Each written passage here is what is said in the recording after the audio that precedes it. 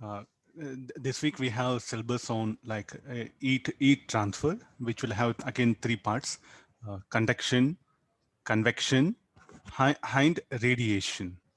So now what we will begin with the conduction. So it is similar to like what we had what you had the discussion in high school, the Ohm's law, series parallel.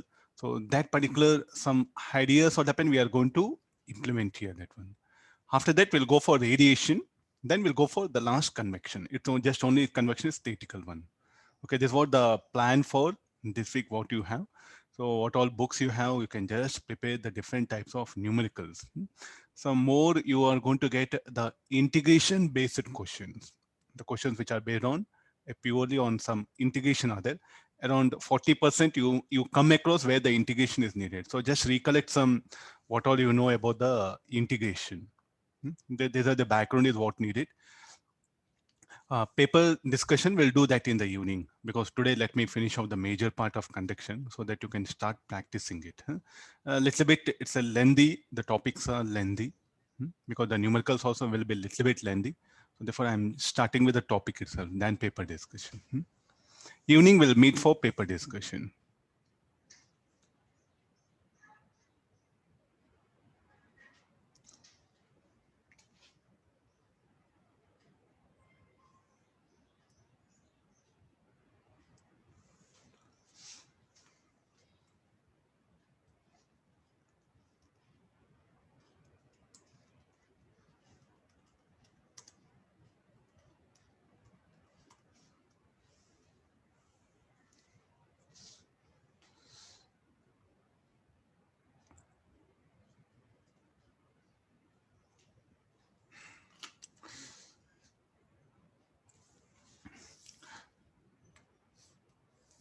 Okay, I'll start like this.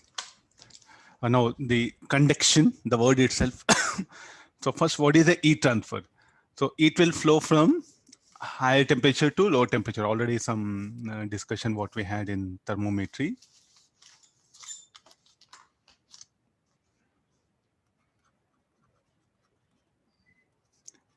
It flows from higher temperature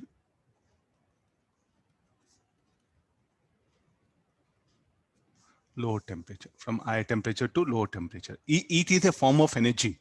We know that. What is the heat? Don't say heat energy. Call heat is a form of energy, that one. It flows from higher temperature to lower temperature. Then who will support that flow? Who will support that flow? So for that, let me take a conducting rod.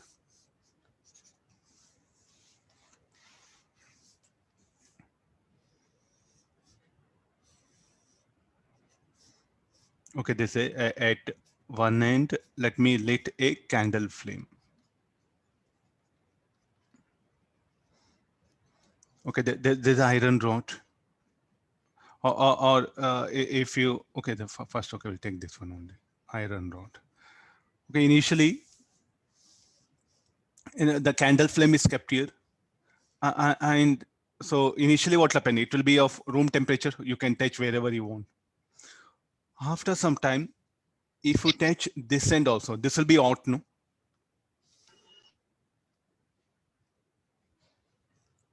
After some time, this end will also be odd, that one. So the candle flame is not here. The candle flame is not here. So the only this part of this end of iron rod is what exposed to candle flame. Then what makes the other end also to become hot? In fact, the heat will flow. So who is responsible for the heat flow? The material inside the rod is responsible for the flow of heat.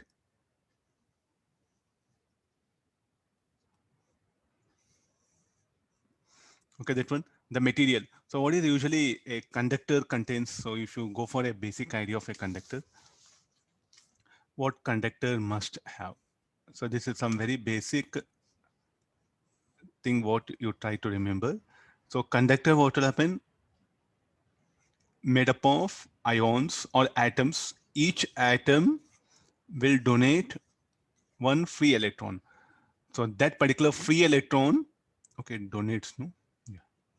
So when an atom loses an electron, so it will become an ion. Okay, fine, this is, and next we'll have the free electron. So what will happen to this free electron? This free electron will be moving randomly like gases. So what is the state of it? It will encounter collision and it'll be moving like this here. So these are the free electron. And this is a very basic idea. What is the state of free electron? Free electron, don't put it in order, let it be random. So how many?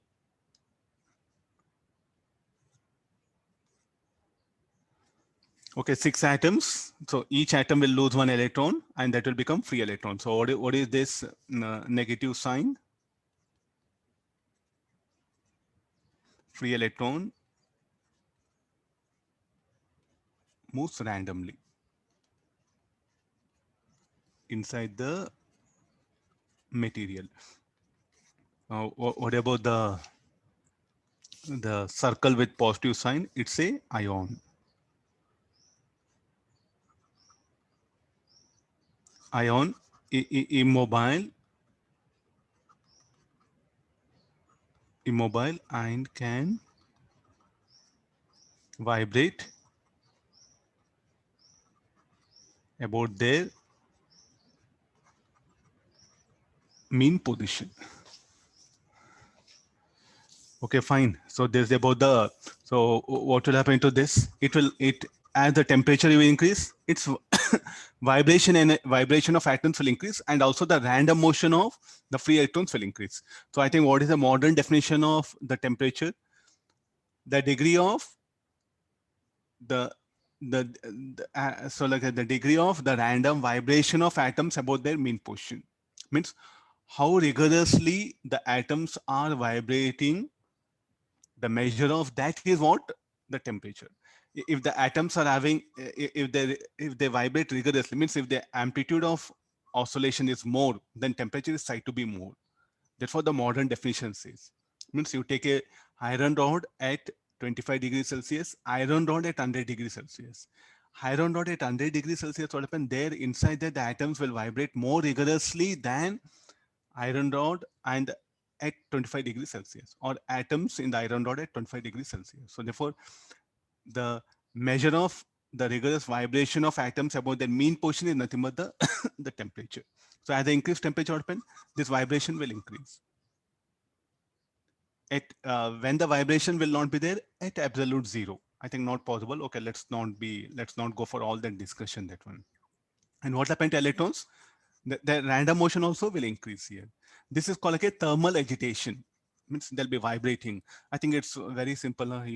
Same thing. Some 50 students are sitting in a room, AC room. Okay, they'll sit comfortably. I'll remove switch off AC. In summer, I'll switch off AC. Outside temperature 50 degrees Celsius. So what will happen? The students, they'll start moving here and there. No, what is the reason? Thermal agitation. Due to heat, what happened? We don't sit properly. We can't sit uh, comfortably. That one will start moving here and there, here and there. That one. That's the meaning of thermal agitation. The same thing happens for atoms also.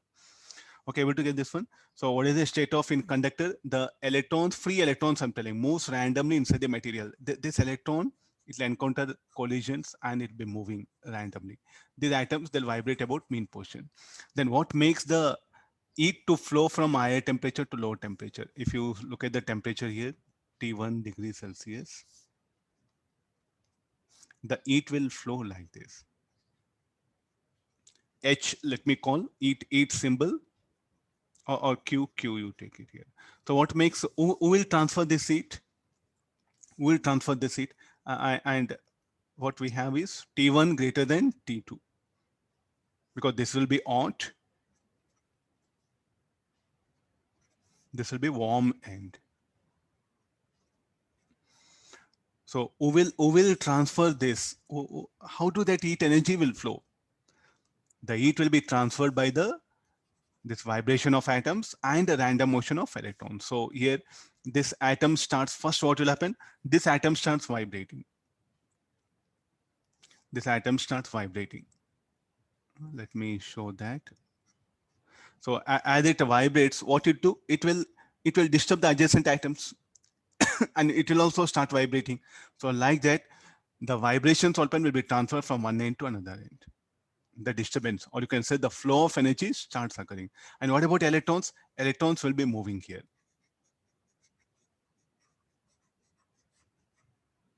So how the electrons? Electrons will move towards right, towards left, but net flow will be towards right. So who is involved in transfer of heat from one end to, from hot end to cold end, or say hot end to warm end? The electrons, free electrons, as well as the atoms. How the atoms will transfer energy? By through its vibration. So the moment this will start getting heat, it will increase its vibration. And because there's vibration, it will disturb the adjacent atom. So this also start vibrating, this also start vibrating. So in this way, what will happen? The vibrations will flow from one end to another end. And here also when the temperature starts increasing. Okay, I agree this. I think one very good example you can do in your home, but you be careful. Huh?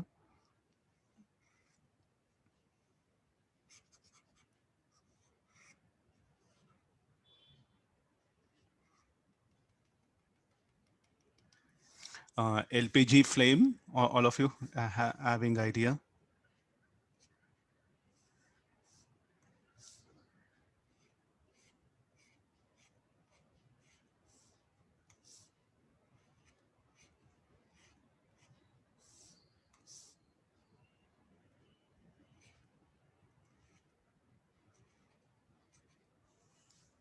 This is LPG flame. Okay, now here, if I keep a spoon,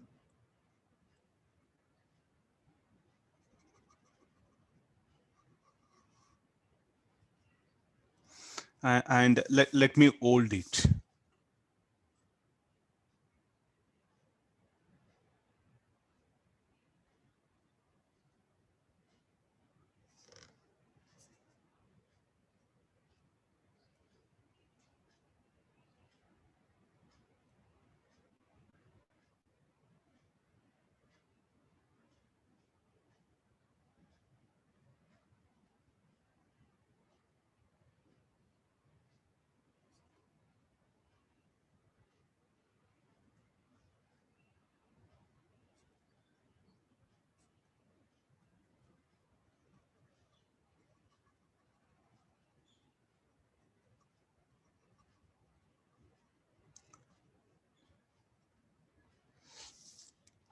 Okay, let me hold it.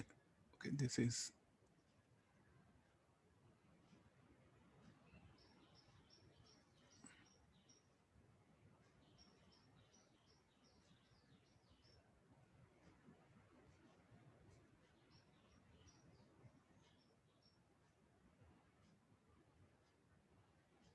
Okay, no. What will happen? Can you hold it like this only? So there's a spoon, metal spoon, not plastic one. Plastic one will melt. Steel spoon, I'll write it. Can you hold it continuously? I think after some 5 minutes, what happened? Though your hand is away, though your hand is away from the flame, so there's the LPG flame.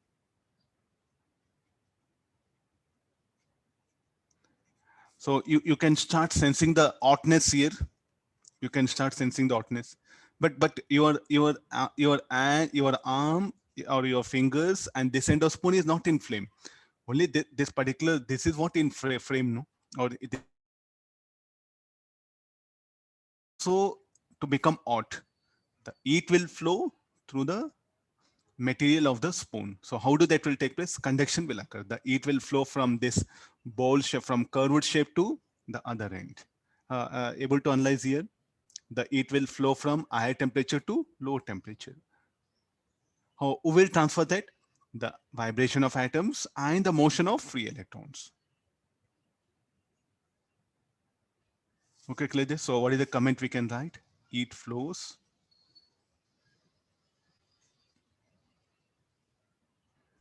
from hot end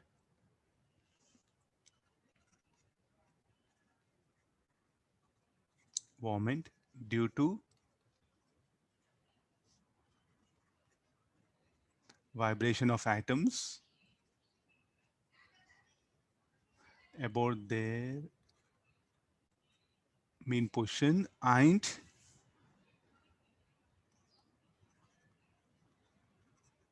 random motion of free electrons. Okay, it is what responsible. Okay, this is about the theoretical idea. So this process is called like a conduction. We have to study this in detail. Agreed, all of you? Okay, now we'll go for.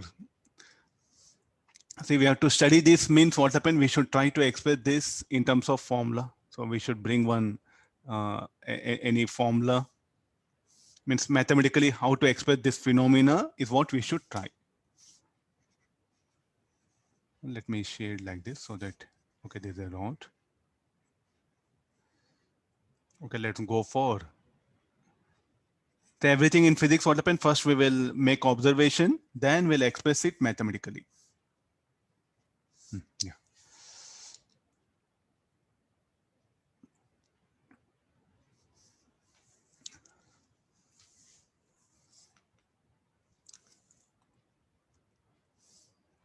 Okay, let's take a.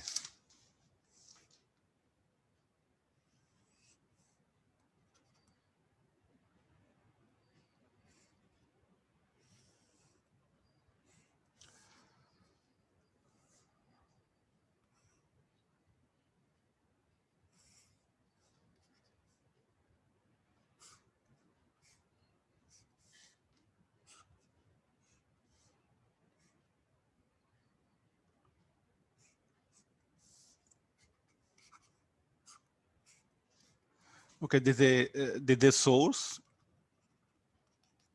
a temperature T1, there's a sink, a temperature T2. We'll be using some terms. What do you mean by source?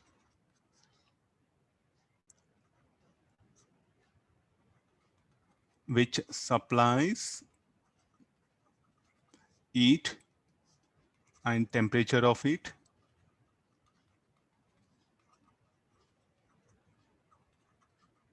remains constant.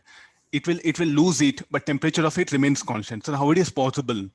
I think it's a LPG flame. So what will happen to LPG flame? It will continuously supply heat, but temperature of LPG flame, will it decrease? No. I think there's a difference between body, source, and the sink. So what is the body? If it loses heat, temperature decreases. And okay, this one. What about the source? If it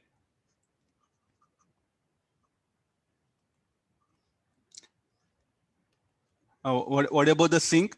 If it absorbs heat, temperature will not decrease. I think you should be very clear about the body.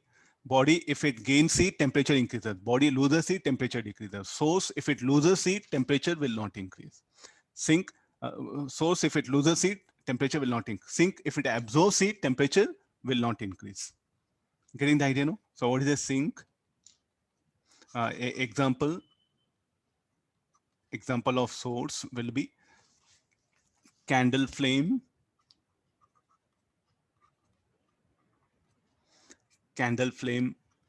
sun, heater coil, LPG flame. All these are examples. No, please do remember, like a body and source. So things are totally different. Okay, next afterwards, sink. What do you mean by sink? Which absorbs heat and temperature of it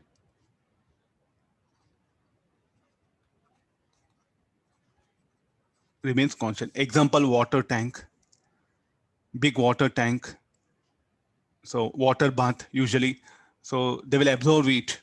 It will not change. Or a good example, what atmosphere. Temperature of atmosphere will increase. No. Water bath. Okay, these are the some examples what we have here. Sink. Okay, this one. So what is the sink? Though it absorbs heat, temperature will not increase. What is the source? Though it gives out heat, temperature will not decrease here. Body, what happens? Similar. Go for calorimetry for the body. Same thing you can discuss here.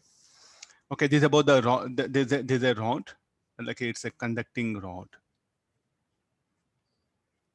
Yeah, no. The moment I bring conducting rod in contact with the source, So what this, we'll split up this into parts.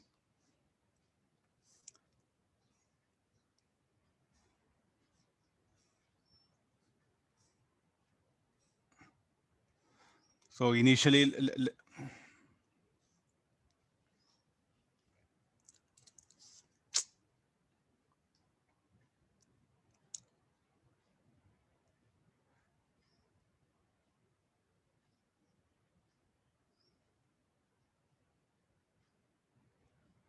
okay, initially, let the temperature of this be T naught. Okay, temperature of all the total rod, let it be T naught. Initially, this is what happens. I'll bring it in contact, initial. Now, what actually happens? So we know it's a rod, and every material, so suppose a conductors, will have mass, specific heat. So first, what this element will do, it is in contact with the source. Here, what is the source? Here, let's assume that source, it will supply heat energy. It's at higher temperature. Here, the atoms will be vibrating. When I connect this source to the rod, the atoms which are vibrating, what happen will make the atoms inside the rod here, the first element, it will make the first elements of them to make it to vibrate. So initially they had some vibration. So T1 greater than, I can say T naught. Let's assume that one. So what will happen to this? As they are vibrating at high, they have more vibration than the atoms inside the conducting rod. Means the atoms in the source will have more vibration than the atoms in the conducting rod. So the moment when source comes in contact with the rod, the vibration will be transmitted for the like atoms of the conductor. They'll also start vibrating. And because of that, the heat will flow. So what is the direction of heat flow? Will be like this. Then what will happen to it? It will start, it will, as it absorbs heat, then what happens? Temperature of that will increase. Then this element is in contact. So the vibrations of this will be passed to this. So again, what happens? This element will draw energy from this particular thing. How it will be transferred? By vibration. So as these atoms acquire a higher vibration due to in contact with the source, similarly, these atoms, when they come in contact here, means this vibrating atom will make these atoms to also vibrate. So therefore, the energy transfer will take place like this. So this particular element also what happen now will absorb heat and its temperature starts increasing. So like that, the segments, better will call this one. So these segments what do? First, this will absorb heat and its temperature starts increasing. And in the meanwhile, what will happen? It will also involved in transfer of heat. And this second element, what it do, or second segment, it will also absorb heat and its temperature starts increasing. And it will also permit some heat to flow because it is in contact here. So as this vibrates, this also start vibrating. Like that, these segments, what they do, first we'll give a name like segment A, B, C, D, E, F. So what segment A will do? Segment A will absorb heat from the source and its temperature will increase. And it will also give some amount of heat to the segment B. Segment B will absorb heat, and what it does, its temperature will increase, and at the same time it will allow some heat to pass through because it is in contact with the segment C. So like that, each segment, what they do, they'll absorb heat, the temperature will increase, then and they'll be involved also in the transfer of heat. So finally, at steady state,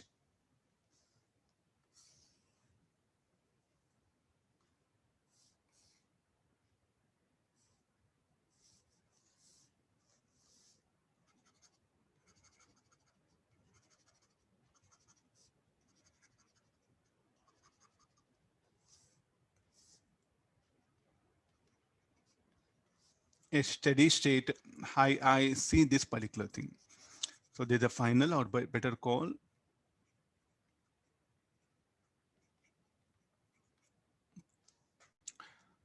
So what will happen here? No longer further rise in temperature of this element. It will be only involved in transfer of heat. So as at one instant, what will happen, what we can call steady state, this segment A, no longer further it will absorb heat. It will be only involved in transfer of heat. What all heat it will get from source, it will just give to segment B. Segment B also what happened? No longer further absorption of heat. It will be only involved in transfer of heat. What we are going to discuss is this particular steady state here.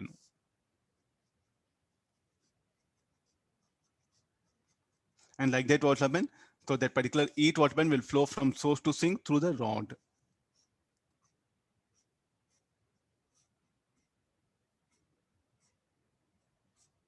Okay, getting this one?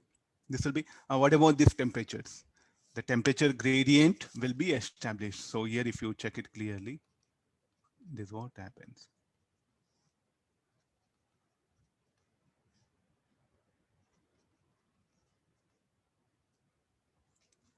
So when you check the temperatures, no, temperature of source will be greater than sink along the rod.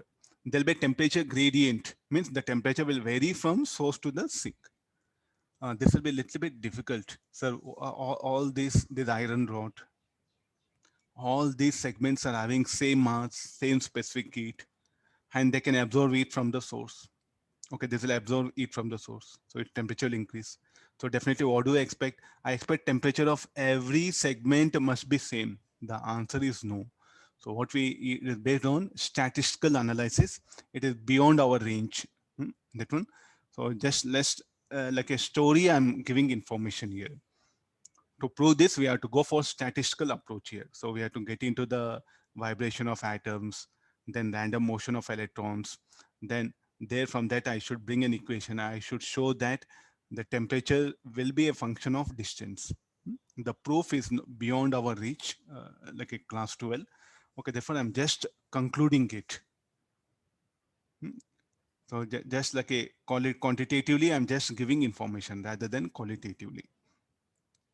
So at steady state, what will happen? Segments will no longer involved in absorption of heat. They'll be involved only in transfer of heat. But initially, what will happen? Initially, each segment will absorb heat from T0. It will attain temperature TA. From like a segment B, from T0 TB. So initially, the temperature of rod is T0 of all points. We know that one.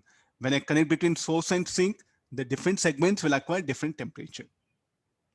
No, this called like a lagged, properly lagged rod. What do you mean by that? No longer further absorption of heat will take place.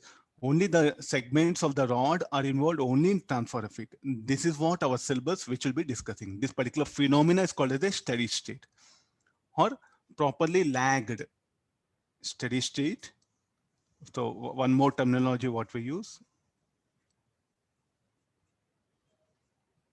Properly lagged means each and every element has absorbed heat and attained one fixed temperature. Then they'll be only involved in transfer of heat here. So what is the conclusion we can make it here at steady state?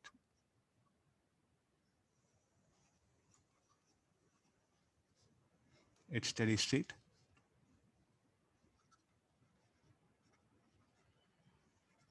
each segment is involved in only transfer of heat. Next, so the first point. Okay, we'll put it like this. Next again, a temperature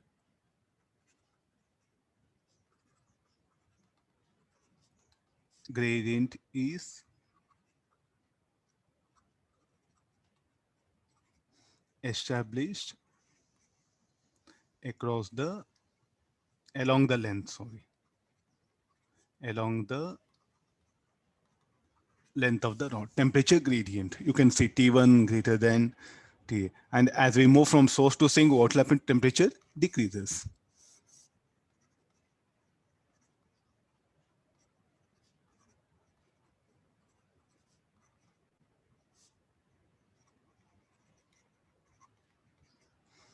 As we move from source to sink, the temperature will decrease. T1 greater than T2. So it's a very clear now. What is the steady state? They just absorb heat, finish. They just involved only in transfer of heat. This will be very strange question for a student like, sir, both are of same mass, same material. This is at higher temperature, this is low temperature. Why can't this absorb heat and attain temperature of this? No, it will not happen. Because here some quantum level discussion is what involved here. So which is beyond our reach. Practically, if you want, you can check it. No, the spoon which is in LPG flame and the spoon and the end of the spoon where you are holding, there will be a different temperature. It's what the nature's phenomena that is being proved mathematically, which is beyond our reach. So just steady state means just get information of this one. Okay, there's a flow of heat. No, I'm interested like this. There'll be flow of heat. So what is this arrow? Flow of heat here. So I wanted to learn. Okay, this flow of heat on what all factor depends.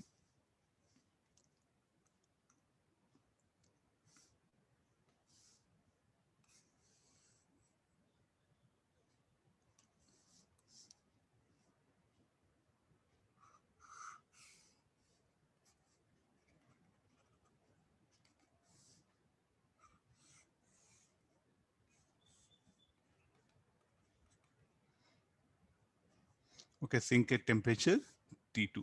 Let L be the length of the rod. A be the area of cross section.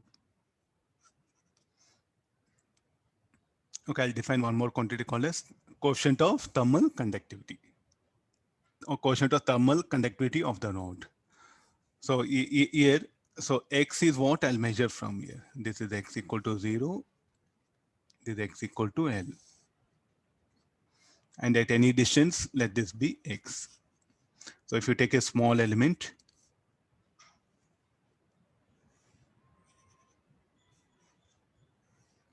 what is the thickness of this element? Let it be dx. Here temperature will be T plus dt and the temperature here will be T.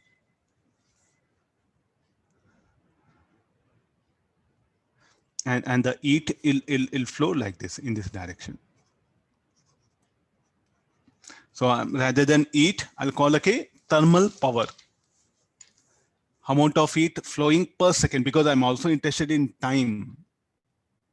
Okay, this H is called as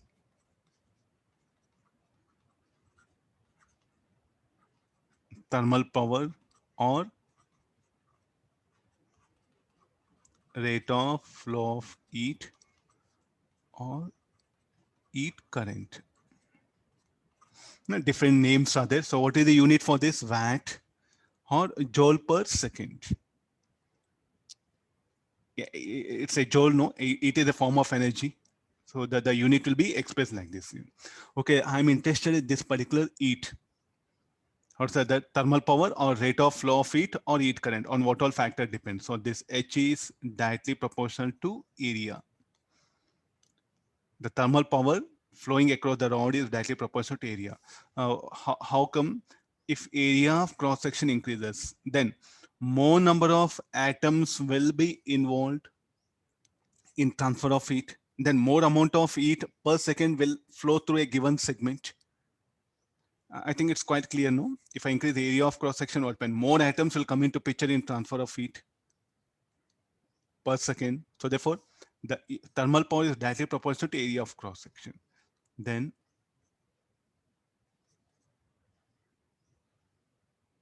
inversely proportional to length. Thermal power, not only heat, thermal power. So as I increase length, then what happens? The energy will take more time to move from one end to another end. Able to check this condition. As I increase the length of the rod, then the energy will take more time because this is not just energy, rate of flow of energy, rate of flow of heat or thermal power. Power means what happened? Energy by time. So as I increase the length of the rod, it will take more time. So therefore, inversely proportional. Then next, directly proportional to temperature difference. Greater the temperature difference across the rod, then more amount of energy per second will flow through the rod. So to remove this proportionality constant, I'll introduce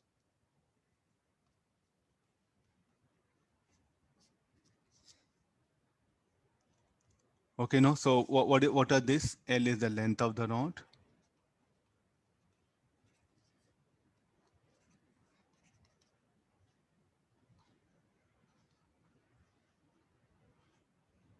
area of cross section of what? K is quotient of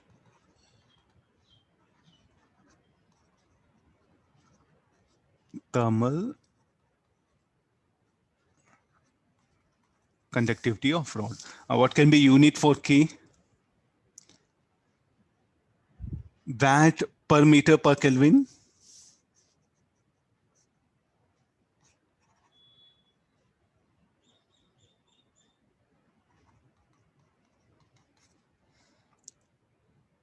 Is it okay? No. So this will be the unit for the quotient of thermal conductivity, and it will be different for different material. The value of K will be different for different material. I think this will have watt, no, joule per second watt, L square and L, 1 L, and temperature difference, Kelvin. So watt per meter per Kelvin. That will be unit for that. For different materials, the value of K will be different. No, let's take the wooden rod. Wood will permit the flow of it? No, it's a very good insulator, no? So therefore, what will happen? What is the value of K for wood? Will be very low. If a good conductor of it, the value of K will be more. If the bad conductor of it, the value of K will be very less. So like that, the K is very important. You can ask questions, sir, what is use of this? Why we have to study? Again, I'm telling this one, science is not about just gathering some information. Science is not about gathering information. If you again go back to Western countries, what is the temperature usually they come across? Maximum 17 or 20, you can put it. The rest all what happened almost in 1 year, the 8 months or the 9 months, they will spend at temperature less than 10 or around 5. So surviving at 5 degrees, 10 degrees, very problematic. So they have to keep themselves warm. Then they started investigation, like what are the materials available which will protect us from the cold. That's why they started studying all these things. Okay, why in India there's no science and technology? Why do we need all this warm substance? Even in winter also, how many of us will really wear sweaters, jackets, or woolen sweaters? How many that one? Hardly no, 10% of people. Remaining what happen? Okay, I will manage. Some people without, with just beer, like if you go look at the labor, no, they don't wear even any woolen sweater, nothing. They'll work. It's a tropical country. There's no need of for us to protect from the cold. Only in some northern part of India, yes, that too for 1 month it will be there. So the nature here, what happened, has given us a plenty of flexibility for us.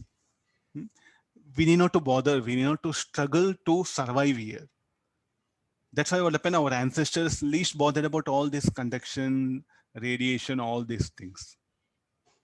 But if you go for Western countries, no, they have to survive in that cold. There's no other way. All 365 days, they'll encounter cold. So what to do that one is, okay, let's start exploring the nature. They have brought it. Are you getting the difference why the science and technology is very poor? Because it all depends upon the nature's conditions. In tropical conditions, what happened? There's no need of science and technology in day-to-day life. That's what, if you want to survive, you can survive. But Western countries not like that. They have to fight against the nature. That's why the science there, it has grown like anything. So once it started growing, no, then the human desires adapted and they wanted more and more comforts, and they took help of science and technology. The more inventions came, the more comfortable life they have encountered. This is a thing. So you want rank, a desire in you will make you to think. Less desire in you will not make you to think. So some of you asked me like, sir, what today I'm not getting marks? I think you are the problem. Your desires are the problem. You don't have the desire to get better marks. Okay, maybe your tongue is what speaking, that's all. You want a rank, but your heart, what happened, has not still accepted.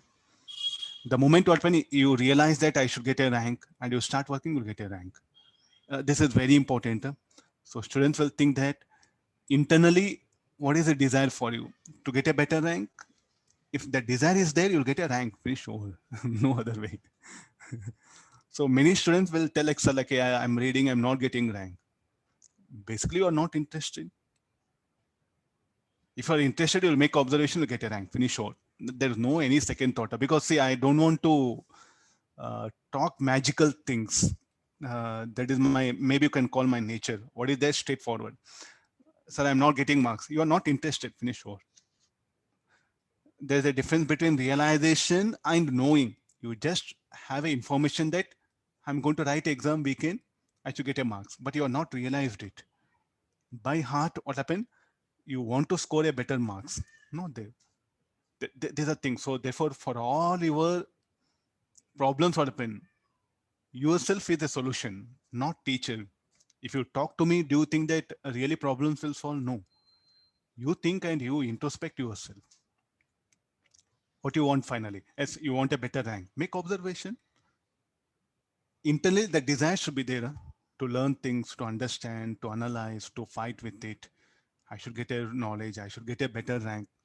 No need of any teacher. No need of this coaching also. Take books, start reading, you'll get a knowledge. Good example, myself. You know, all I am like a engineering field. I am nowhere related to basic science. Nowhere related. I don't know much about this. Long back, when I went intermediate, I studied all these things. Finish. Sure. After this, why I'll read all this? But I'm interested to teach this one. I started reading. Finish. Sure. I never took any coaching from anybody. I was interested. That's all, to teach physics. Okay. I took books and started reading. Finish. Sure. That's what I'm interested by heart. So this is what needed. When this is missing, no, then it's all acting. That I'm not getting marks, like I'm unable to solve problem, I'm unable to do this one. Your internal desire is very important. There's a hard fact. So what happens, students, instead of this, what will happen? They'll do all other things. So introspect yourself. I think in English word we say introspect means you ask yourself, take one paper, pen. Okay, do you want rank or not? By art, what you are interested.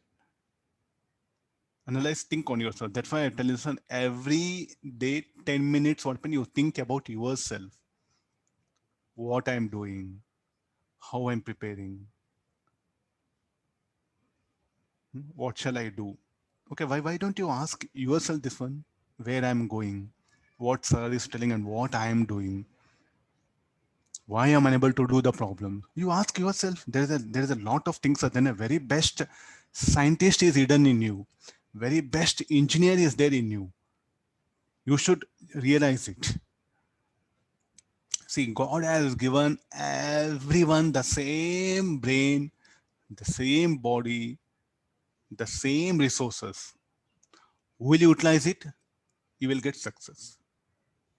So it's never that intellectual has come by family background. This, as a science teacher, I should tell. Intellectual is not an a inheritance of the family characteristics. Means not by genetics. This I am telling you very clearly. If that is the case, scientist's son would have been only scientist, and labor's son would have been labor. But you know, you look at the outside world, how random heterogeneous are there.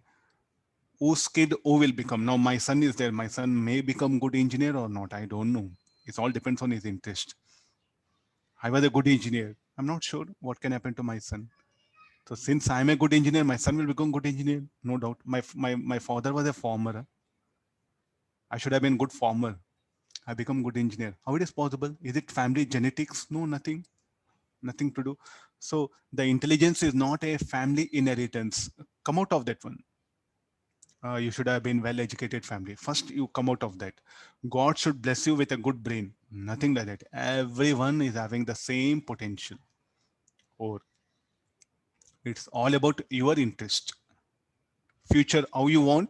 Okay, that will decide. Okay, there's a very hard conclusion. So now you're not getting marks. Who is responsible? You are responsible. Finish. Oh, that's all. Finish. Yourself not interested to get a marks. That's why no, your parents are very intelligent and they'll scold you.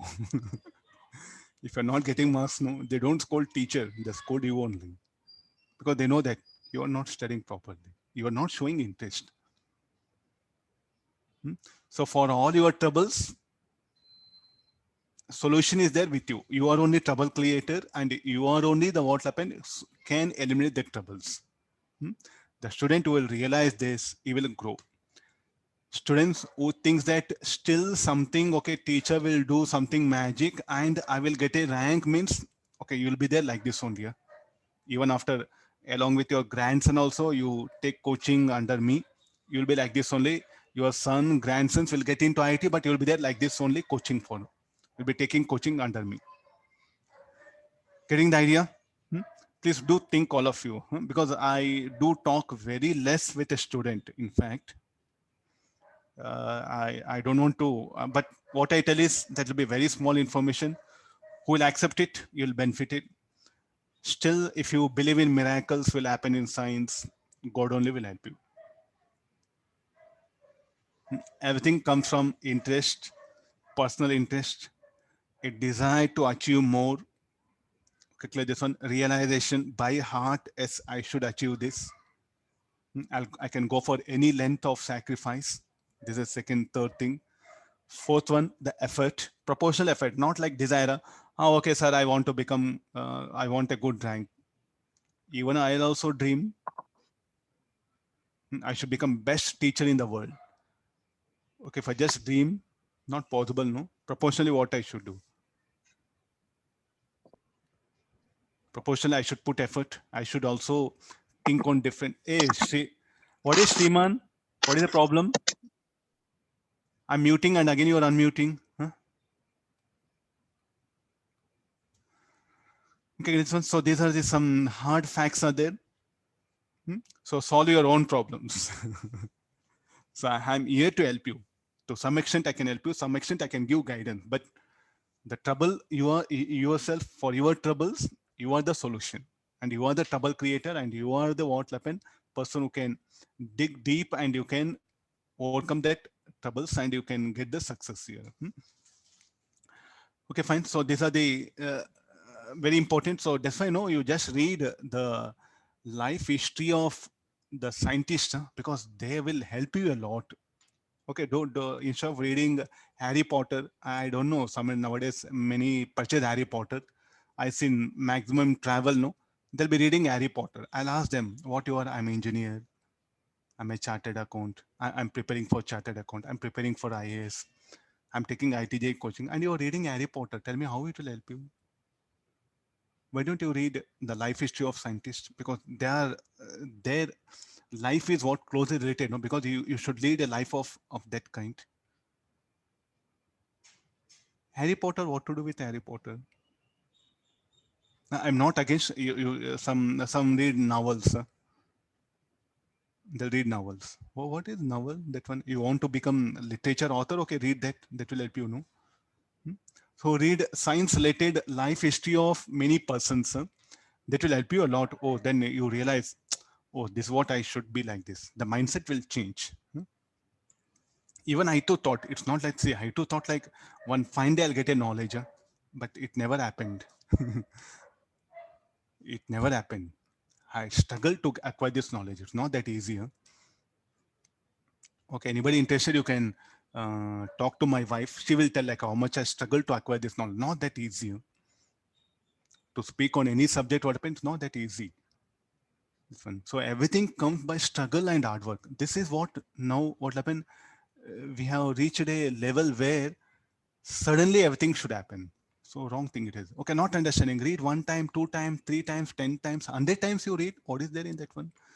Take book to the bathroom. Keep it there, read it. When you are eating, okay, keep book aside and read it. What is there? What's wrong in that one? Okay, let's get into this one. Okay, I think I took almost 10 minutes advising.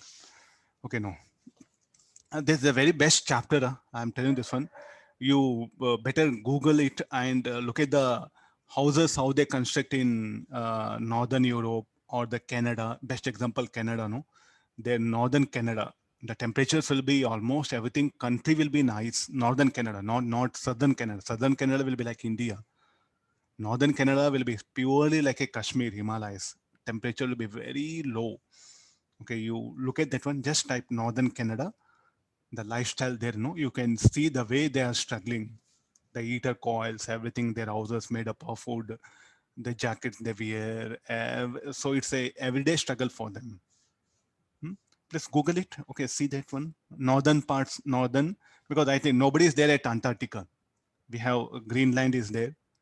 Okay, Iceland, Northern Europe, and Northern Canada is what you can see this impact of this conduction. Okay, this like this, what happened? We have designed a formula. Okay, this one, what is the unit for H? H is what? The thermal power, amount of heat flowing per second, the meaning of that one. Okay, this I'll write it in a very simple way. This will be KAL delta T, temperature difference, or this further delta T by R. What is R? Thermal resistance, I'll call it.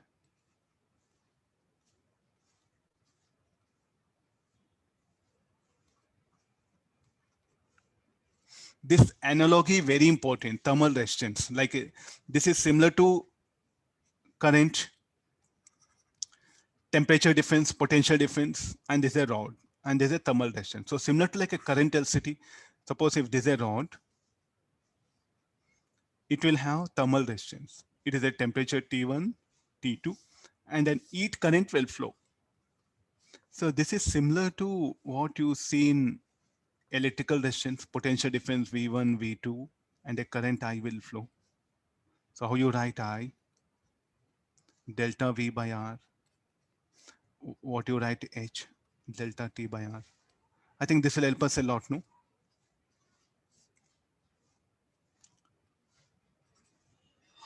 So why do this current will flow? Due to potential difference. Why do this heat current will flow? Though it's a power, I'll call heat current because comparing the with Ohm's law. But actually it's a power. This H is not a heat, it's not an energy, it's like a power flowing through the rod. The power flowing through the rod, I'll call that as heat current, which is equal to temperature difference by thermal resistance. Electric current is equal to electric potential by electrical resistance. Why I'm comparing this one? What all we study problems, again, the same thing I'm going to discuss in second year syllabus, current LCT. Therefore, I should compare. I should make students to think like this also. This is an analogy. Current LCT, Ohm's law.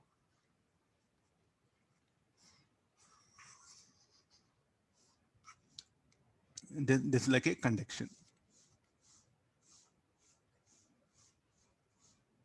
Again, don't call Ohm's law for thermal conductor because this is a power. This is a electrical power it is. This is electrical power.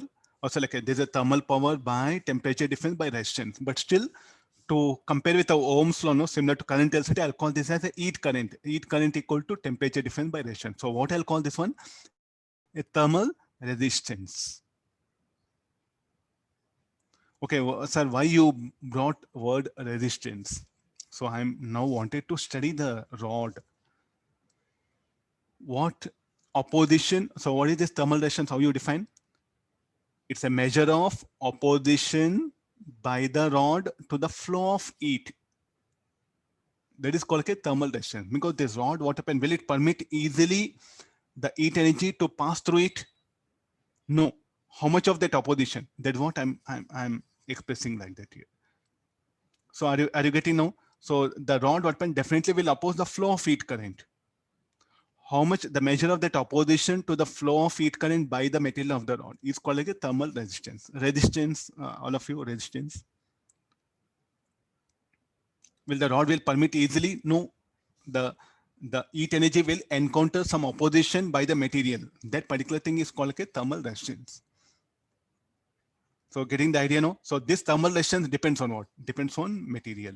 So iron, low, so like a high thermal conductivity, low resistance. So if value of K is more, less resistance by the material to the flow of thermal power.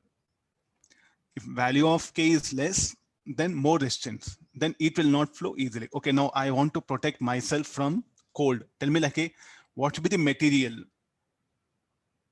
The woolen, if you go and check the woolen is having less thermal conductivity. It will not permit the heat to flow through easily. So therefore, I'll start wearing the woolen sweaters. In summer, so what happen? There should be flow of heat from the body to the surroundings. No, so what type of material I should use? I should use material which should permit the heat to pass through easily in summer. If I wear woolen sweaters in summer, no exchange of heat will occur. So like that happen based on the temperatures happen, we are going for the type of clothes. Based on the seasons, we should wear the type of clothes. So if I wear jeans in summer, any problem? Yes, there's a big problem because I don't know. In winter, I should wear jeans to protect. So that's why the Western countries, why they brought jeans. What is they? It's not a fashion to protect from cold. They have to survive. That's why they brought a cloth which will be thick and we should not permit the heat to flow. There's a technology what happened that they are using.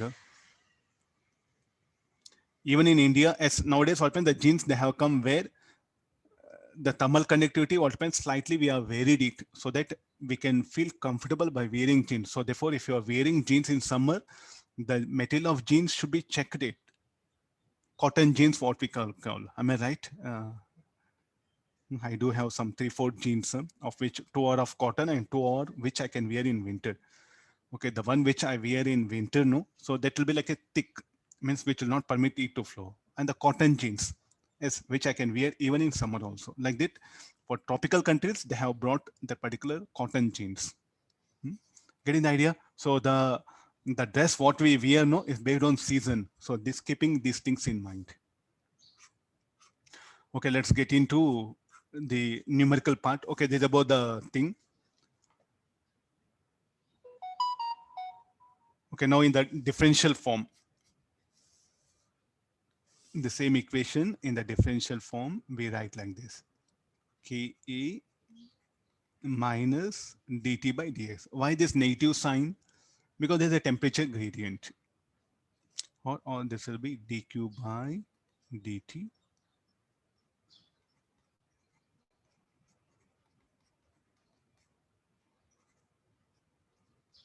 What do you mean by negative sign? As x increases, as x increases, the temperature decreases. So therefore, a negative temperature gradient is established here. So this will be form what we'll be using in numerical. Some any integration somewhere needed, no, we'll be using this one. Both are correct. Sir, why you are not showing negative sign? This is just like a scale. You can select only magnitude I'm expressing here. Then temperature gradient. Whenever k and a are variable, you have to use this particular form. When k and a are fixed, use this particular form. Okay, what is this? Shall we call thermal power? Q by T is energy by time, heat current, or rate of flow of heat. When you use differential form, use this one. Okay, why negative sign? Negative temperature gradient. As x increases, temperature decreases. So therefore, minus dt by dx. So you can see this. Okay, if some of you are asking still. I think it's quite clear, no? At a distance x, what is the temperature? T plus dt. At a distance x plus dx, temperature is T. So dt by dx will be negative. And we are discussing steady state. So what is a steady state means? No more absorption of heat from the segments. The segments are only involved in transfer of heat. Okay, have a look on this. I'll have water.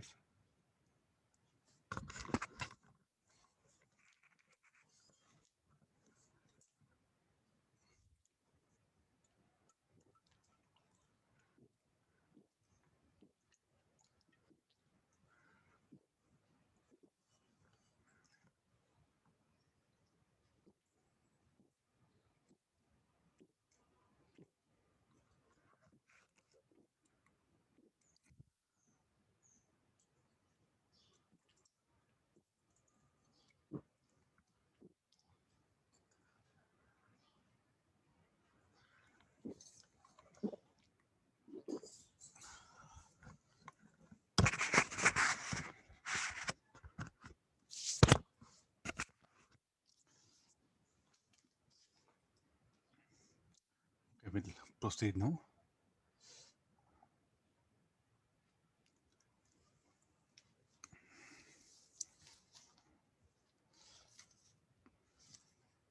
Let me take two rods.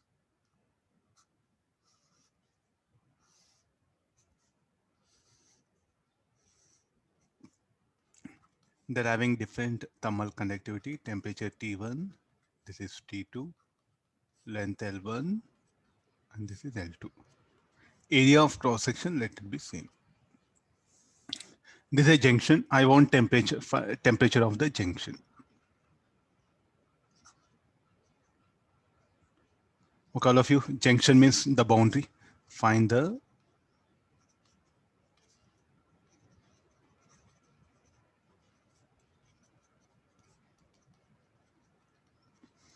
temperature of the junction. It is similar to like water. Go for the fluids idea. What amount of, these are the two pipes. Capillary series parallel, can you remember? We are just similar idea now. What amount of water flows in this pipe? Same amount of water should flow in this pipe also. So what amount of heat that will flow through this rod? The same amount of heat will flow through this rod. So in fact, given condition T1 greater than T2.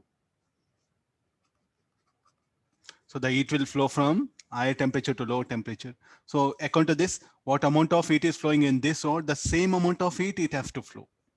Sir, how come?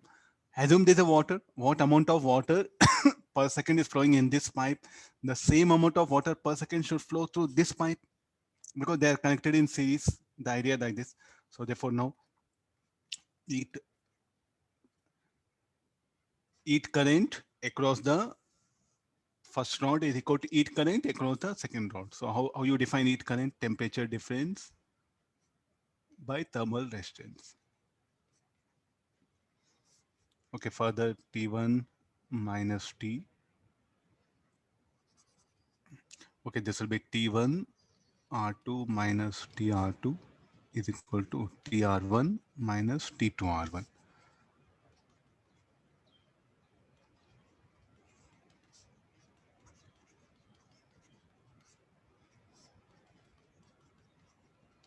Let's see that further simplification, what we get it. Okay, let me solve for T. This will be T1. What is R2? How you write it as length L2 by K2A, L1 by K1A.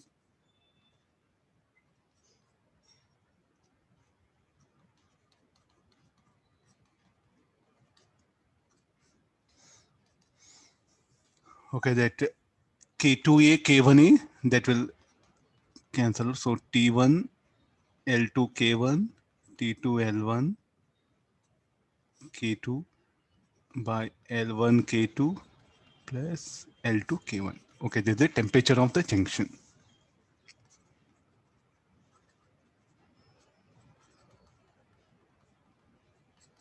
Okay, it's a small idea like this. So what is the basic idea? Same amount of heat current will flow across both the rods. This is very important part. Same heat current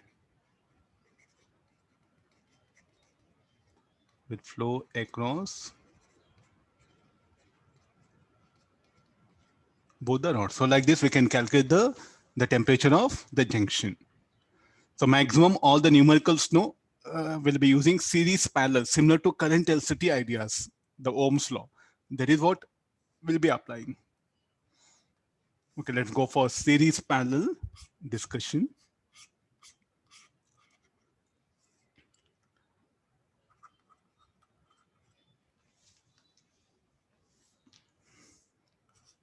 Okay, if the two rods are in series, so what do you mean by that? I want to replace this with an equivalent.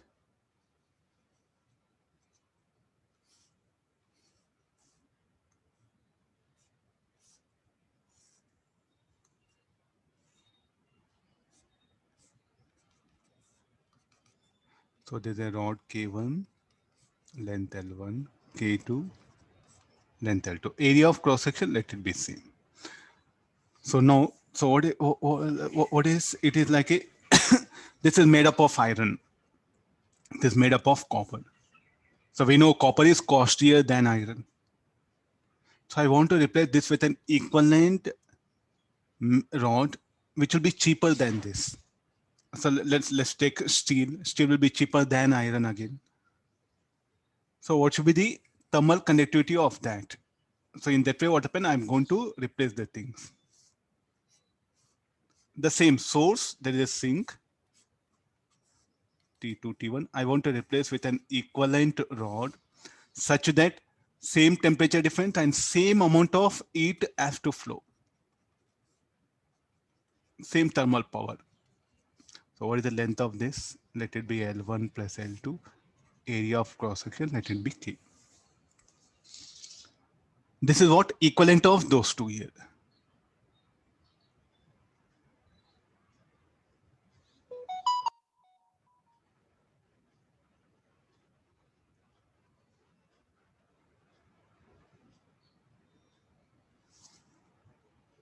So let T be the temperature. Okay, we'll write like this. So what is this? What is the second diagram? Equivalent of these two. That across the source and sink, I connected two rods. They're costly. This will cost you around 200 rupees.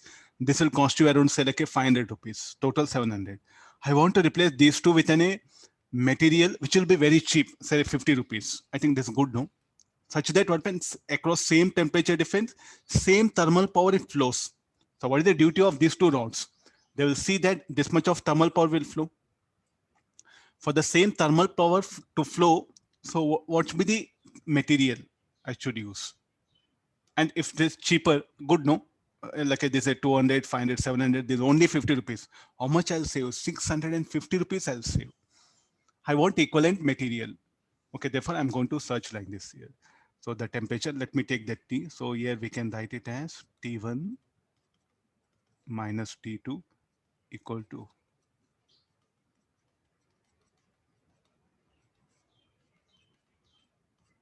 no problem like this.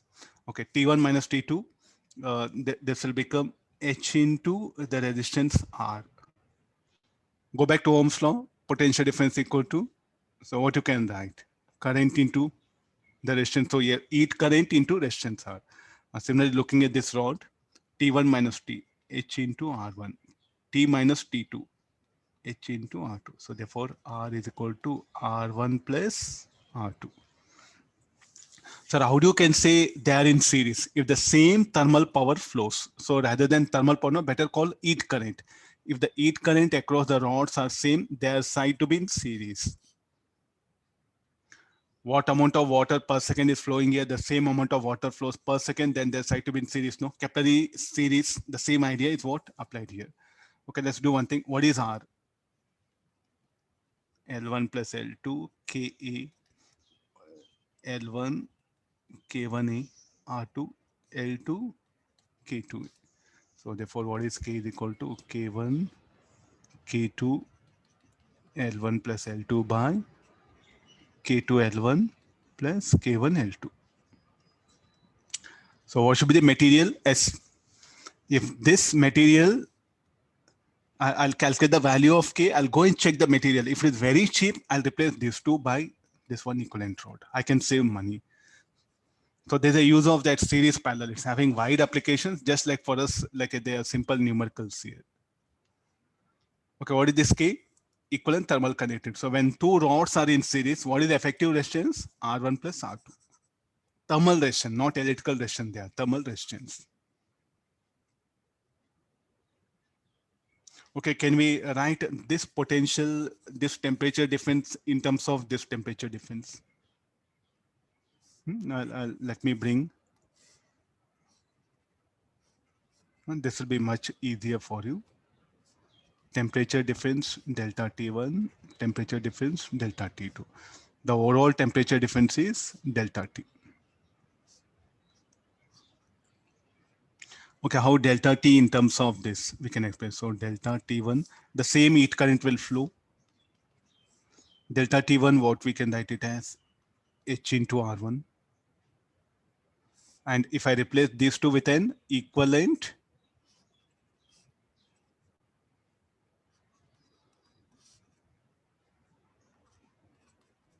So what is H? You can write it as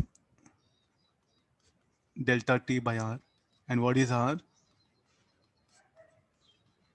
R1 plus R2. Delta T is what? The sum of temperature difference across the individual resistors when they're in series. Across each element, you can write it, no? Delta T1 is equal to H into R1. Similarly, delta T2 equal to H into R2. What is H? Delta T by R. What is the equivalent of these two? Delta T R2 by R1 plus R2. Very important at many places. This will help us a lot. So what is use of this? If you know the temperature difference across these two resistors, means like if you know this total temperature difference, delta T, then can you calculate individual temperature difference across resistors? So use this formula.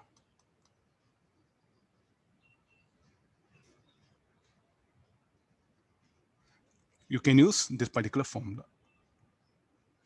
And again, if you know R1, R2, substitute their value or let it be in terms of thermal resistance. So what is delta T1? Temperature difference across R1. What is the interpretation? Temperature difference across first rod. Delta T2, temperature difference across second rod. Okay, when they're in series, there's the method. So in series, what will happen? The same heat current flow will flow through across each rod.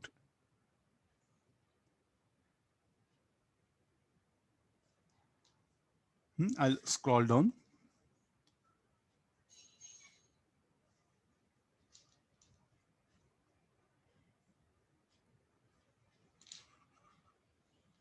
Okay, now we'll go for similarly parallel one. Okay, if the rods are in parallel,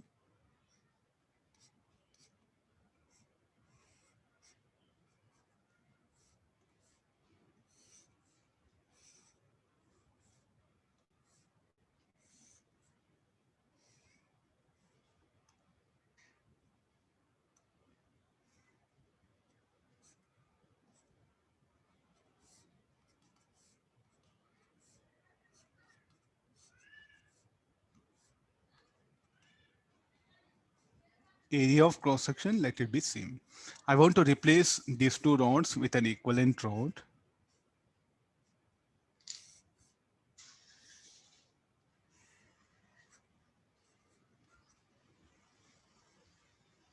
Oh, this is A1, A2. Area of cross section of this A1 plus A2. So what thermal power it was flowing earlier, the same thermal power should flow across this rod. Then you can say this is the equivalent of that.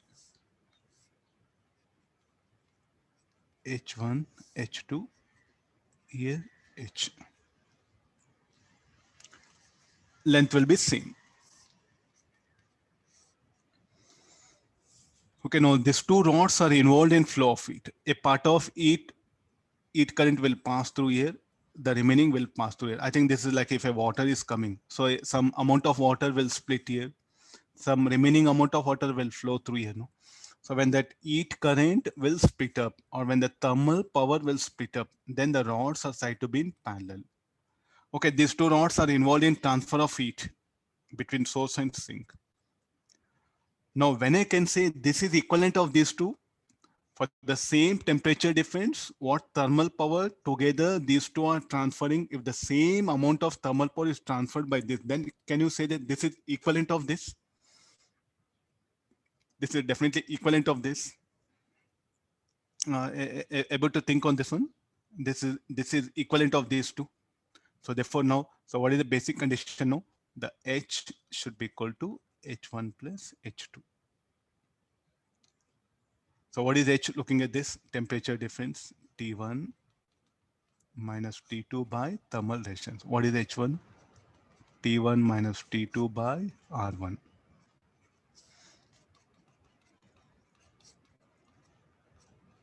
By R2. So 1 by R equal to 1 by R1 plus 1 by R2. What is further R? We can write it as L K A1 plus A2. This will be K1 A1 by L. K2 A2 by L. Thermal resistance. So therefore, what is K is equal to K1 A1 K2 A2 by A1 plus A2. This is effective thermal conductivity. Then what I should do? I should replace this rod with a material whose thermal conductivity will be equal to K. So what is use of this? Suppose that this will cost you around 300 rupees, 400 rupees. I want to replace these two rods by one equivalent rod. I'll find out the effective K. Then what I do is like I'll go and search the cost of this material. If it is really very cheap, only 100 rupees. This is 300, 400, 700. This is only 100. Better let me replace these two with this one. No? Equivalent. So like this, what happen in the designing stage, what happen, they will go for assuming things. But when they go for practical implementation, no, they'll go for the equivalent where they can reduce the cost, minimize the cost. Okay, this is when the rods in parallel, the effective resistance. So this will be R is equal to what you can write, R1, R2. I think this is a very popular, you know, in Ohm's law series parallel. The same thing is what applied here. Okay, now let's go this one. Suppose if there are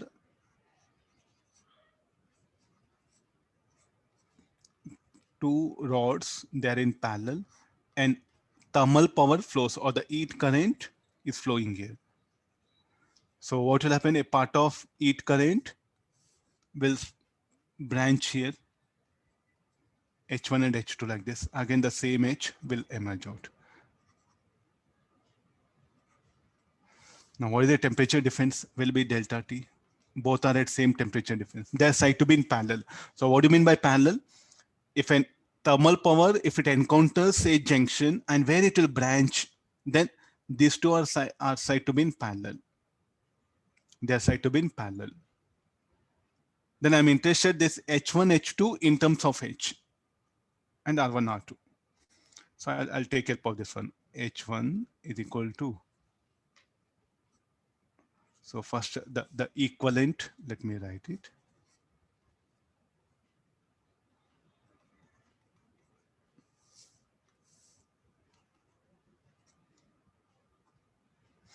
So what is H is equal to? Delta T by R. So what is H1 equal to? Delta T by R1. So delta T, what I can write it as? H into R. Substituting this now, delta T is equal to HR by R1. What is in fact R by R1? Okay, what is R is equal to? R1, R2 by R1 plus R2.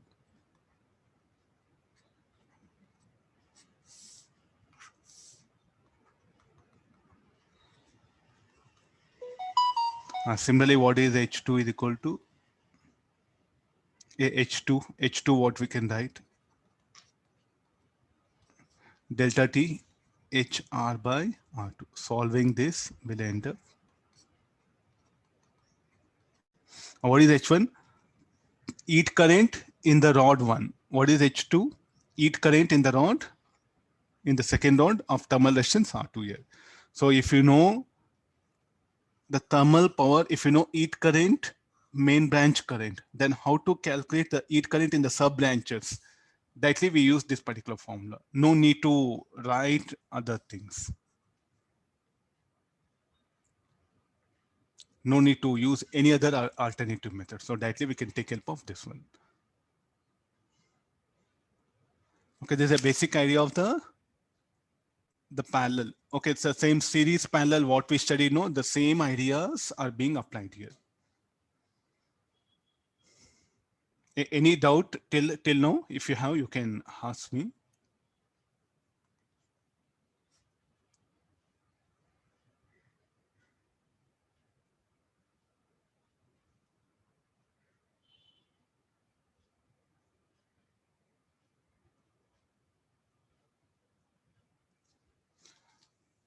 Sure. Okay, no, I'll scroll down then.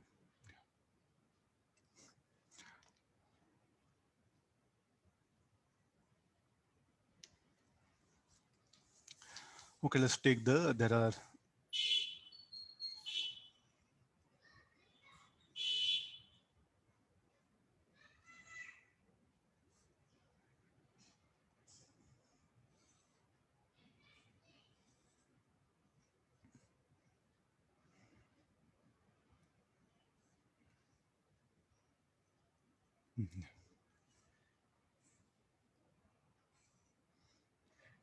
I'm starting with simple idea-based problem.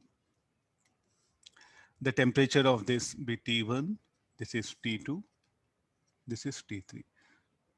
So I want the temperature of junction. The length of this rod be L1. All rods, let it have same area of cross section. This L2, this L3. Material, let it be K1, K2, and K3. How to calculate temperature of this junction?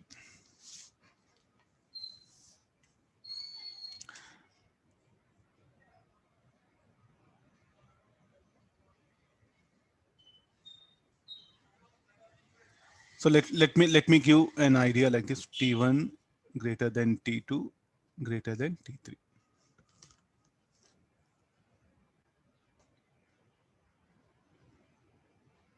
All of a sudden I'm asking, it can happen. So I want the temperature of junction. Find the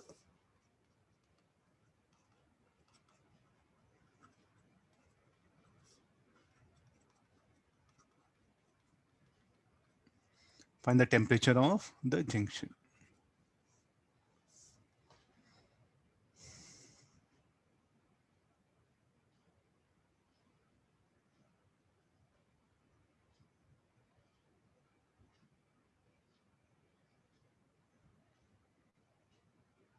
So what we do, let the thermal power flow like this, H1, H2, and let it be H3. Or sir, finding very difficult, sir. I'm nothing flashing for me. Okay, you do one thing. Take like this. So what is the temperature T1, T2, T3, R1, R2, R3. So the heat current here, H1, H2, H3. So what is the temperature of junction? So therefore, what is H? H is equal to H1 plus H2 equal to H3. What is this, sir? How you are writing this one? What is the meaning of this? Anybody? What is the meaning of this? I know method, sir. H1 plus H2 equal to H3. What is the meaning of this? Kirchhoff's laws and Kirchhoff's law was there now, sir. Okay, you mean to say Kirchhoff's law. Okay, fine, yeah. But these are not current, no? Heat flow gets added up, sir. Not getting? Yeah, Gunetra, something. Sir, heat flow gets added up, sir. Heat flow gets added up. No, still, Heat current. Still, I want better answer. Sir, due to 1 and 2 temperature difference, the heat also flows in 3, sir. No, still I want better. Still I Sir, want due better. to difference in T and T3, sir. I know that. I know that. I know. Heat coming is going out, sir. Okay, Gayatri, what is that? Heat coming is going out. I just want your response, sir. Oh, you do The one thing. net heat retained in the junction is 0, sir. Okay, or you do one thing. We'll go for water. 10 liter per second, 8 liter per second. How much should come here? 18 liter per second. 10 liter, 8 liter, here you get 15 liter. What do you mean by that? 3 liter per second got leaked up. Or 10 liter, 8 liter, I'll get here 20 liter. Then 2 liter per second, from where it has come, we don't know. So therefore, what is the thing? What is this H1? It's a thermal power, energy flowing per second. So therefore, at a given junction, the net flow of heat should be 0. Means how much of thermal energy per second is entering, that much of thermal energy per second should leave. Otherwise, energy development will be created or will be destroyed. Should not happen. So this is nothing but, shall I say, law of conservation of energy principle. Simple methodology. Amount of heat entering a junction per second should be equal to amount of heat leaving a junction per second, or conservation of energy principle. This is nothing but, don't call Kirchhoff's law because we don't have anything like that. So still, since we know Kirchhoff's law, okay, we'll try to equate here. So here I'll put it like at junction. Where is the junction? There's a junction. Huh? There's a junction. So at junction,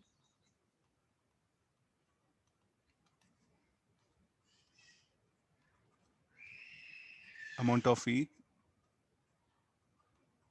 entering a junction per second should be equal to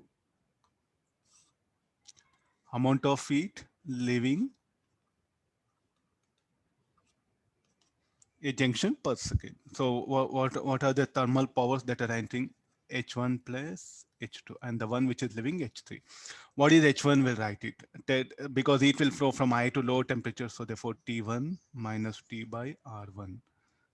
Then T2 minus T by R2. Then T minus T3 by R3. Solving for T, will get the required answer. We know length L1, L2, or I'll do one thing. I'll make a little bit easier. No? 2L, L, L by 2.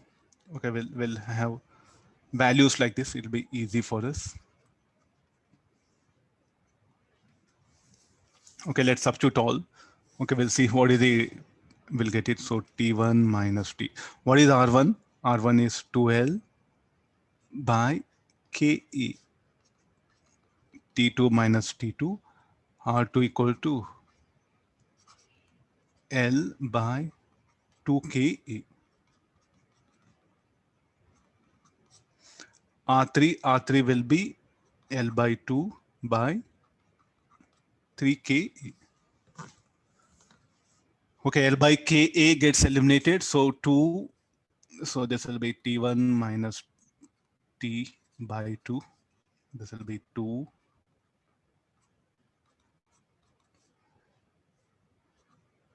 Three by 2. Solving this, we'll get the required answer. Okay, T1 by T2.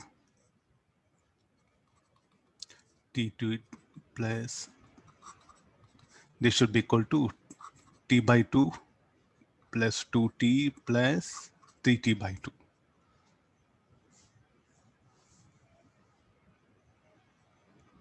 2. This will be 4T, and this will be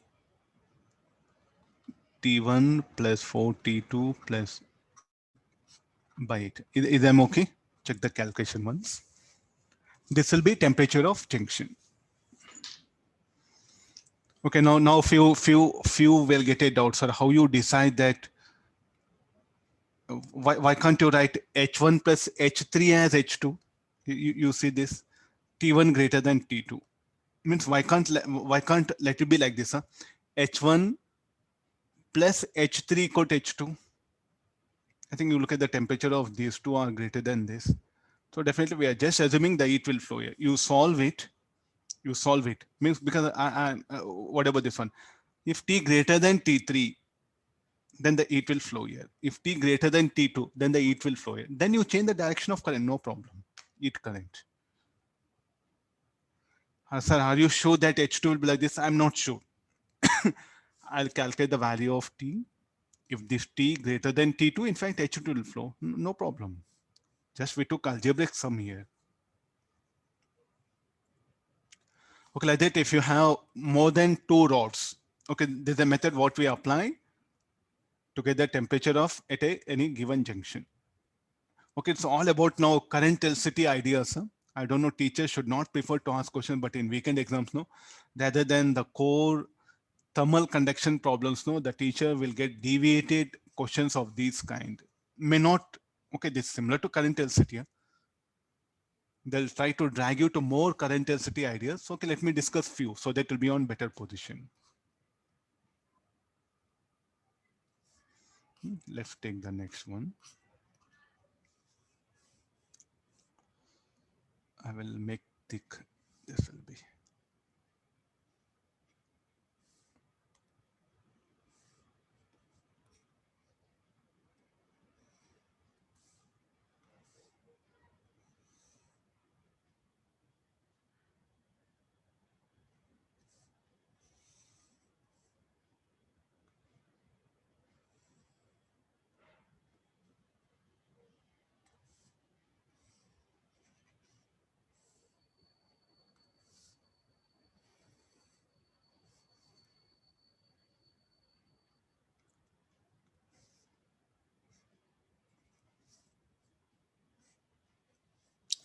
Okay, this is a length 3L by 4, L by 4. Thermal conductivity of this yellow color rod is K.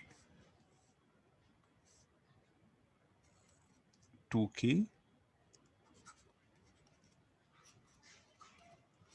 Length is 3L. Area of cross section, let me make it same. It'll be easy for us. This L by 2. Thermal conductivity is K.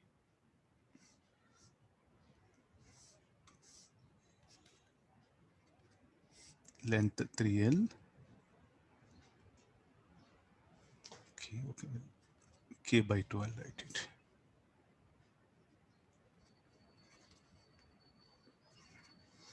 Now I want the effective resistance across X and Y. Look at this rod. I'm just wanted to find out. So what is this length will become? 3L by 4. This is L by 4. Here at midpoint, I'm connecting it. So shall we, so if I send any, if I maintain temperature difference, the heat will branch here, no? And what all that heat flow, the same heat will flow across. Even area of cross section, you can make it different. Huh? So timing, let me assume same area. So it'll be easy for you. If you want, okay, one rod, I'll make it 2A. So that.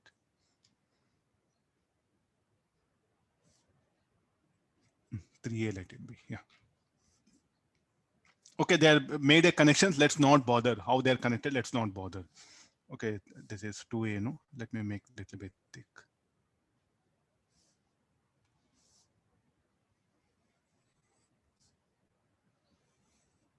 How that connections are achieved, let's not bother about that. Huh?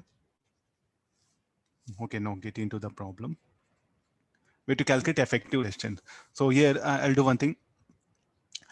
This length 3L by 4.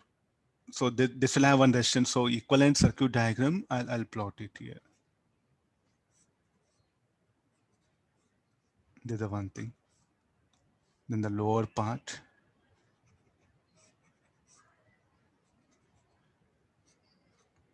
This is Y, this is X, no?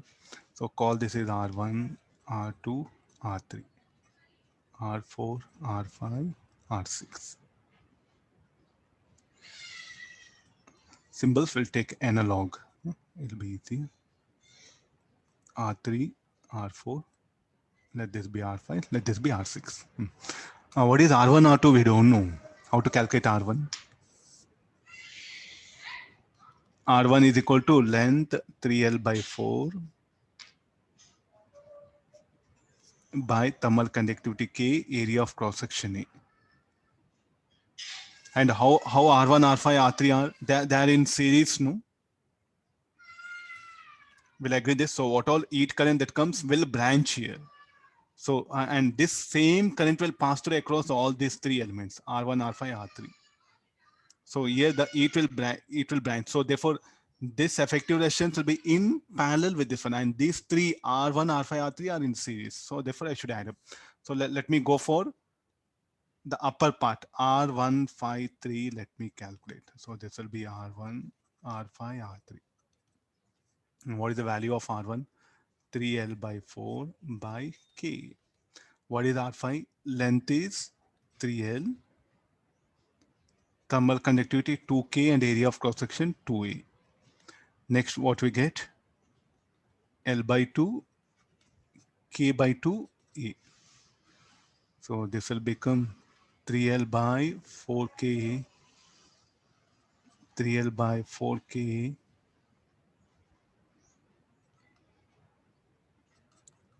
L by K, 3, so this will be 5/2, sir. total, yeah. Okay, this is R153. Similarly, R265.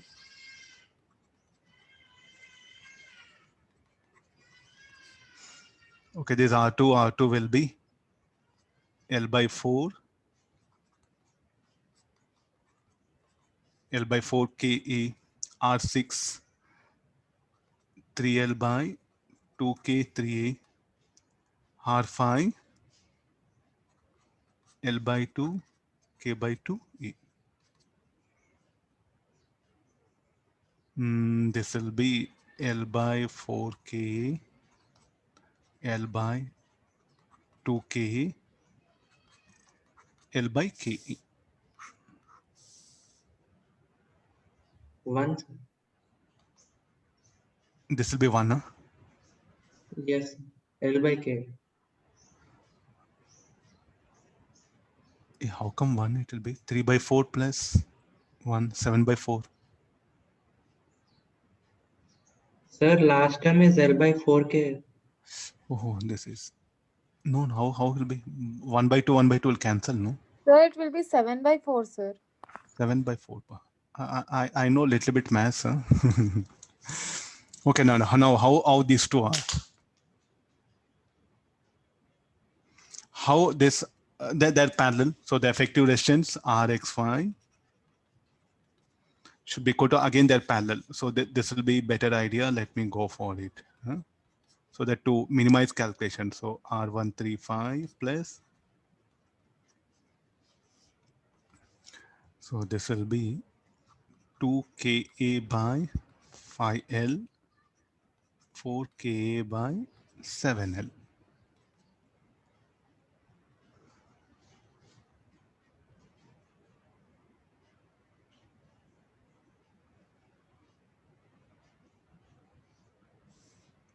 Two by 5 plus 4 by 7. Anybody value RXY? 35 by 34. 35 by.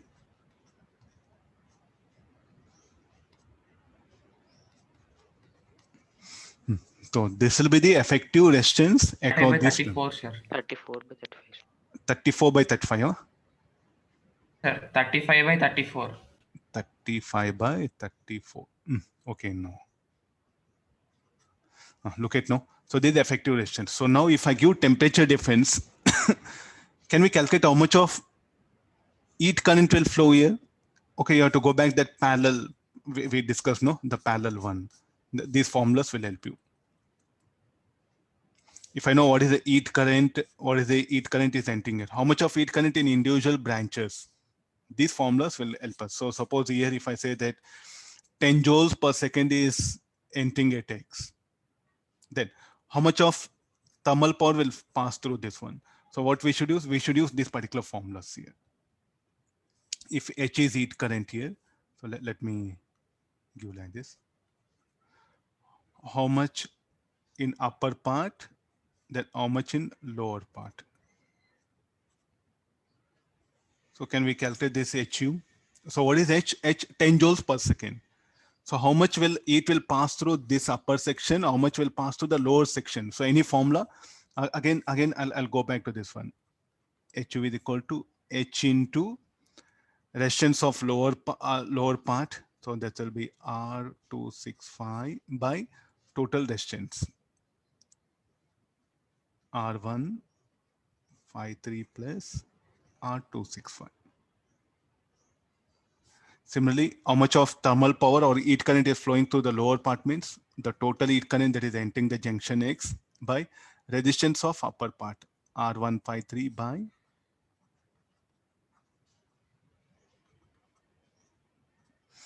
These are the types of questions for that. So here we are discussing like some current density, but in exams what happen, you get like this. They say like a 10 joules per second is entering here.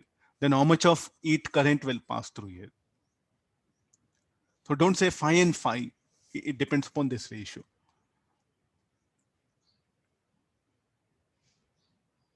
Then what is the temperature difference across this? So can we calculate temperature difference across the brown color rod? How to calculate this temperature difference? I think if you know how much of thermal power here, how much of heat current, we can calculate the temperature difference. So now I want temperature difference delta T phi. How to calculate delta T phi? So next set of problems will be delta T phi will be HU into the resistance R phi. Now I can go for temperature difference across individual elements. These are the types of this is what it is going to help us. If I know the heat current here, I can calculate the temperature difference. So now what is the type of questions what you get is like, find the temperature difference across this rod. Somehow if you can calculate the temperature difference, okay, this will be shared by these three, no? What all the temperature difference here will be shared by these two. You can go for series side here or any of this method.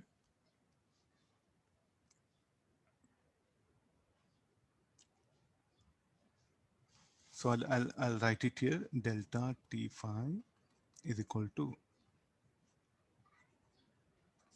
Similarly, what is the temperature difference across this rod R6? So delta T6, you can write it as HL by R6. Like this, what happened? We can determine the temperature difference across individual elements also from this. I think like these are the types of questions which are just based on the Ohm's law, series parallel. Those ideas, if you apply, no, you'll be in better position. Okay, once again, we are discussing all the numericals where at steady state. It's quite clear now. We are discussing all the numericals open at steady state only. Or properly lagged, the rod is properly lagged. What will be the state of the rods here? None of the part of the rod will be involved in absorption of heat. What all these segments of the rod will do, of different segments of any rod, they'll be only involved in transfer of heat. No longer they'll absorb any heat. This is a very important condition. None of the rods will absorb any of the heat. They'll be only involved in absorption of heat here. So only involved in transfer of heat. That's the meaning of steady state. Now, okay, some small basics, which will really trouble you a lot in exam. At steady state, tell me like what is the mechanism in transfer of heat? Let me summarize because this will be very important for you. At steady state, what is the mechanism for transfer of heat? The vibration of atoms, because these atoms, they'll come in because these vibrating atoms in source will transfer energy to this particular atoms. So they'll also start vibrating. This vibrating atom will disturb the other atoms. So like that, initially they'll absorb heat. The different parts of the rod will attain different temperature. After some time, the rod no longer further will absorb it. Only they'll be involved in transfer of heat. So how do that transfer will take place? Because I'm vibrating. So I'll disturb the adjacent atom. I think in a class, if you sit, if one student moves like this, if he just moves, then what happens? He can push other students. No, the similar thing happens here. So due to vibration of atoms, the flow of energy will be towards right. What about electrons? The electrons will be moving randomly. Huh? Don't think that all electrons will move towards right. Net flow of energy due to electrons will be towards right. But some electrons, what happens? Few electrons will be moving here. But net flow will be towards right. If you look at any cross section, some 10 electrons, if they flow like this, some 8 electrons will flow here, but net flow of energy due to electrons will be towards right. So due to electrons, the energy will flow from sinks to source. It will also come like this, from source to sink, but net flow what happen will be towards right. This is very important. Atoms, they will make the energy to flow in one direction. What about electrons? They'll make energy to flow from source to sink, sink to source, but net will be by electrons will be towards right. Because this electron can go like this and can come like this. If 10 electrons move like this, 6 electrons will move here, but net flow will be towards right. I think in more than one options, very troublesome. What students will think, the atoms will not flow. Atoms only get involved in flow of energy. What about electrons? The electrons, what happen in the form of kinetic energy, they will make the energy to flow from source to sink and also from sink to source. But net flow will be towards right. So some electrons will be moving like this, some electrons will be moving, but net flow will be towards right. Is it okay now? So this is a very troublesome for students. They think that all the electrons must flow from source to sink. No. Some 10 electrons will flow from source to sink. Some say 6 electrons will flow from sinks to source. But net flow will be towards right. So electrons, what happen? How do they transfer energy? In the form of kinetic energy. These electrons, what happen? They'll go and collide.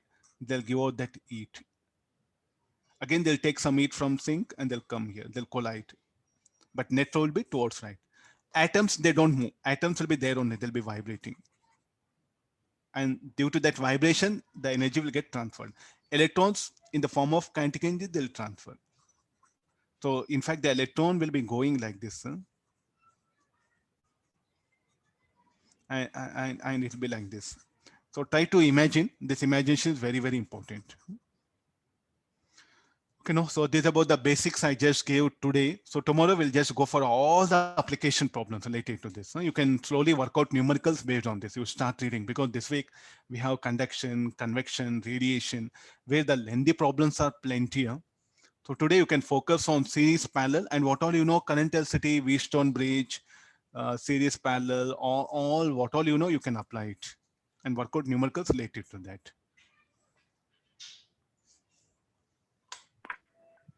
Okay, I'll stop the class here. Evening we'll meet for paper discussion. Okay, yeah, thank you all of you. Thank you, Thank you, sir. sir. Thank you. Thank you, sir. Yes, sir. Thank you, sir.